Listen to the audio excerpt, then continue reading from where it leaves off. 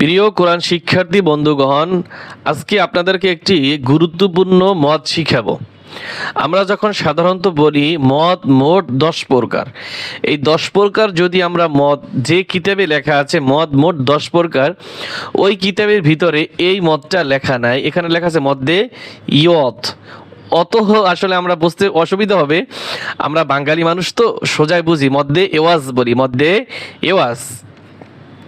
এখানে দেওয়া আছে মধ্যে ইওয়াজ বা ইওয়াজ, আমরা সাধারণত মধ্যে ইওয়াজ চিনি, মধ্যে ইওয়াজ।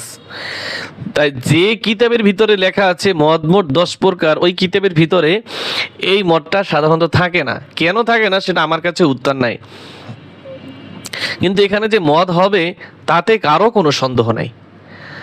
তাহলে আজকের এই ভিডিওটা দেখলে আপনি সুন্দর করে প্র্যাকটিক্যালি যে কোথায় কোথায় যে আছে মধ্যে ইওয়াজ, আপনাদেরকে সুন্দরভাবে বোঝানোর চেষ্টা করবে ইনশাআল্লাহ। তাই আপনাদেরকে এই যে মধ্যে ইওয়াজের সংজ্ঞা, এই সংজ্ঞাটুকু আপনার মুখস্থ থাকতে হবে। সংজ্ঞাটা কি? 2 জবরের বামে ওয়াকফ হলে, 2 জবরের বামে ওয়াকফ হলে 1 জবর বাদ দিয়ে 1 আলিফ টেনে পড়তে হয়। এই সংজ্ঞাটুকু আপনি মুখস্থ করেন, তারপরে প্র্যাকটিক্যালি এখানে যখন আপনাদেরকে দেখাবো সুন্দরভাবে বুঝতে পারবেন। এতটুকু মুখস্থ করেন, তারপর এখান থেকে ভিডিওটা প্লে করবেন। 2 জবর, এটা কি? 2 জবর। আমরা যখন ছাত্রদেরকে আরো সহজ করে পড়াই আমরা এইভাবে বলি, 2 জবরের স্থানে, 2 জবরের স্থানে বা ওই হরফের উপরে যদি ওয়াকফ হয়, যে হরফের উপরে 2টা জবর থাকবে আর ওই হরফের উপরে যদি ওয়াকফ হয় তাহলে টান হবে। আপনি যেভাবে এটা বলেন, ঠিক আছে, মূল কথা হচ্ছে এখানে টান দিতে হবে যদি ওয়াকফ করেন। আর ওয়াকফ যদি না করেন তাহলে সেক্ষেত্রে 2 জবর থাকে, আর 2 জবরে বলে কি? তানউইন। তাই নুন সাকিন ও তানউইন পড়ার যে বিধানগুলি রয়েছে আপনাকে ওই বিধান অনুসারে আপনাকে পড়তে হবে। আর যদি এখানে ওয়াকফ করেন তাহলে এখানে টান হবে। আর এখানে 1 জবর ফালাইয়া আর 1 জবর 1 আলিফ টানে পড়তে হয়, এত কিছু পেছানোর দরকার নেই আপনার, শুধু এখানে মনে রাখবেন টান হবে। তো 1 জবর ফালাইয়া কিতাবে যেভাবে লেখা আছে যদি এভাবে আপনাদেরকে বুঝাই, 1 জবর যদি ফালাইয়া দিই তাহলে থাকে 1 জবর। তো 1 জবর যদি থাকে তাহলে কিভাবে পড়তে হয়? বা আলিফ জবর বা। তো এত পেঁয়াজ গোছে দরকার নেই আপনার, শুধু আপনি মনে রাখেন যেই হরফের উপরে 2 জবর থাকবে সেই হরফের উপরে যদি ওয়াকফ করেন তাহলে 1 আলিফ টান হবে। কথা বুঝতে পারছেন কিনা? আমরা বানান করি, কাফ জের কি? তা আলিফ জবর তা, কিতা। এখানে জবরের বাম পাশে খালি আলিফ টান হবে, আর এখানেও সেম ভাবে টান হবে। তা 2 জবর তান, কিতাবান। যখন ওয়াকফের নিয়ম আদায় করব তখন কিতাবা। কোরআনুল কারিমে যখন আমরা মাঝ বরাবর পড়বো, যেখান থেকে যে কোনো সূরা বড় বড় সূরা পড়বো, তখন আমরা এই যে সূরা নাবার ভিতরে আছে এখানে কিতাবা, যাও জবর যাও, জিম 2 জবর জান, যাও জান। ওয়াকফের নিয়ম আদায় করলে এখানে কি হবে?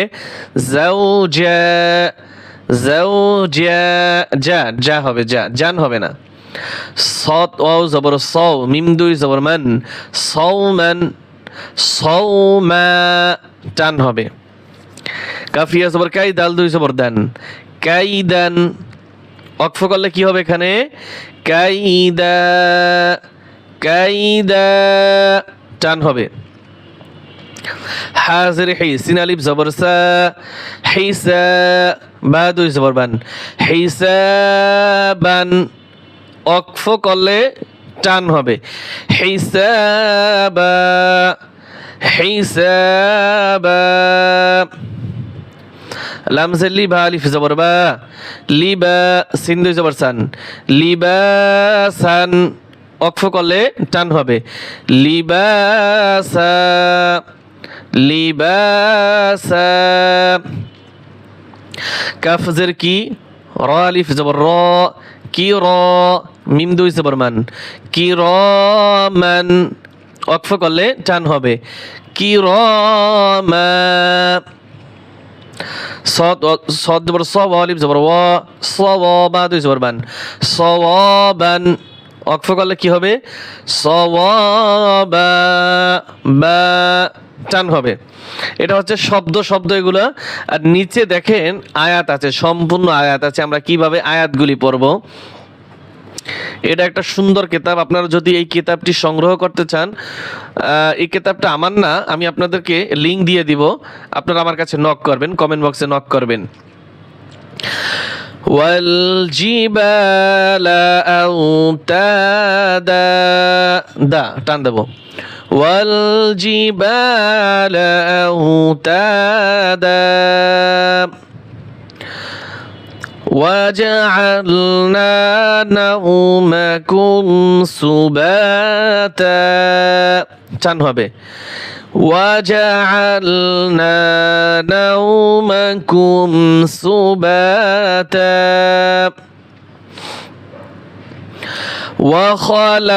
وخلقناكم أزواجا টান হবে وخلقناكم أزواجا وجعلنا الليل لباسا وجعلنا الليل لباسا এখানে একটু নিয়ম আছে দেখেন। গোল তায়ে, এই যে গোল তায়ে যদি দুই জবর থাকে তাহলে মদ হবে না। হা সাকিন পড়তে হবে। শুধু একটা হরফে যদি দুই জবর থাকে তাহলে টান হবে না। সেটা হচ্ছে কি গোলতা, সেটা হচ্ছে কি এই যে গোলতা। হা উচ্চারণ হবে কিভাবে, লা তাসমাউ ফিহা লাগিয়া, ইয়াহ লাগিয়া। গোলতা হা উচ্চারণ হয় সব সময়ের জন্য। এটা শুধু এই যে দুই জবর থাকলে যে হা উচ্চারণ হবে এমন না, এক জবর থাকলে হা উচ্চারণ হবে, জের থাকলেও হা হবে, ফেশ থাকলেও কি হবে, হা উচ্চারণ হবে। লা তাসমাউ ফিহা লাগিয়া। আর দুই জবরের বামে খালি আলিফ না থাকলেও এক আলিফ টেনে পড়তে হবে। যে এখানে যেমন খালি আলিফ ছিল আর এখানে খালি আলিফ নাই, তারপরও কি করতে হবে, এক আলিফ টেনে পড়তে হবে। إذ ناداه ربه بالوادي المقدس طوى। দুই জবর আছে তাই টান হবে, শুধু একটা হরফে টান হবে না, সেটা হচ্ছে কি গোলতা। এই একটা আমরা বানান করবো। হামজা জালজের ইজ, নুন আলিফ জবর না, ইজ না, দাল খারা জবর দা, হা পেশ হু। ইজ নাদাহু, রাবা জবর রব্বা পেশ বু, রব্বু হা উল্টা পেশ হু, রব্বুহু। ইজ নাদাহু রব্বুহু। বা লামজার বিল, ওয়া আলিফ জবর ওয়া, বিল ওয়া, দাল লামজার দিল, বিল ওয়াদিল। মিম পেশ মু, কফ দাল জবর কদ, মুকদ্দাল জবর দা, মুকদ্দা সিন জারসি, মুকদ্দাসি।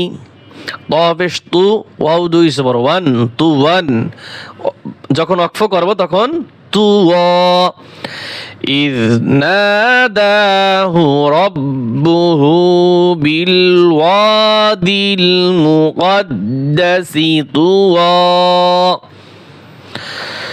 আল্লাহ তাআলা আমাদের সকলকে এই পবিত্র কোরআনুল কারীম সহিহ শুদ্ধ করে পড়ার বোঝার তৌফিক দান করুন, আমিন। আজকের ক্লাস এখানেই সমাপ্ত করছি। আল্লাহ হাফেজ।